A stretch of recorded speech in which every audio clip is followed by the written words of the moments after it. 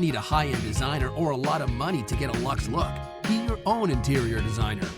This is Affordable Interior Design, the podcast. Here's your host, Betsy Helmuth.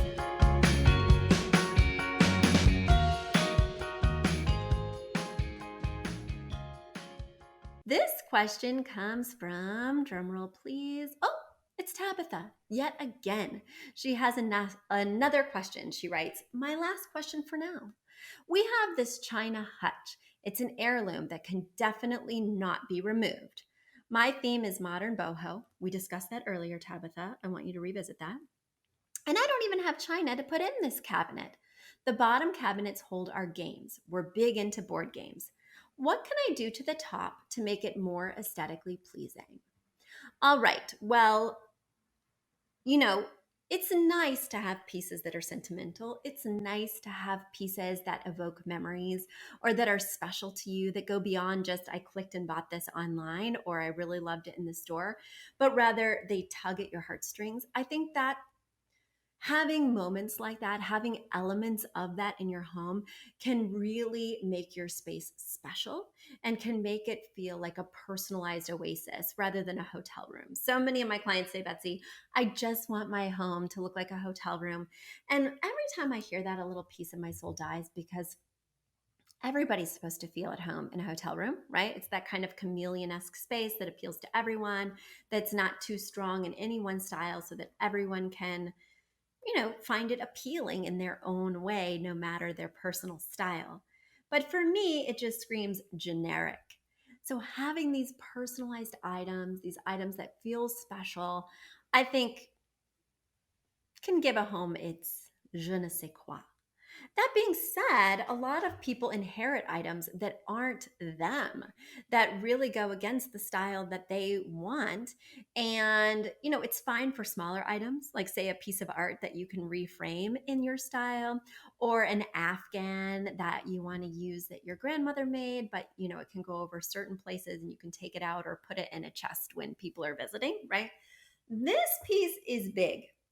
This piece is the heirloom elephant in the room, and it is not boho and it is not modern. And I would say change out the brass hardware, that ornate filigreed hardware, but underneath you're going to find that there has been some sun damage over time, and that the texture or color of the wood underneath may not match the stain or the color of the current cabinet. And it would really be conspicuous if you remove this hardware. Oftentimes, the other problem with heirloom pieces is that you don't want to change their integrity. So you're probably resistant to painting this piece, even though I would love for you to have this piece painted. That's really the only way to salvage it and make it more of the style you're looking for.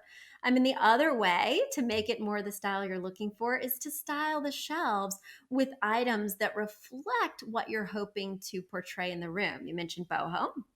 So we could have some interesting baskets, some sculptures, some colorful picture frames, anything that could pop, maybe a collection of glassware. It depends what you're using this for. You mentioned you don't have china, but if it's in a dining area, we want pieces that would be used for dining, whether you buy something, right? And then curate like an adorable tea set. Maybe it's even an international tea set that's brightly colored. That could be really cool. So, we want to think about our options. The other option, and I'm going to get some bad feedback for this, but with a piece this large, with a piece that has this much intrinsic character and that also really is pretty dated, maybe we want to put it in a less conspicuous spot. Maybe this piece, Tabitha, would look great in your basement. Have you given that any thought? Just putting that out there. I know that's controversial. All right, Tabitha, I hope some of my suggestions have helped.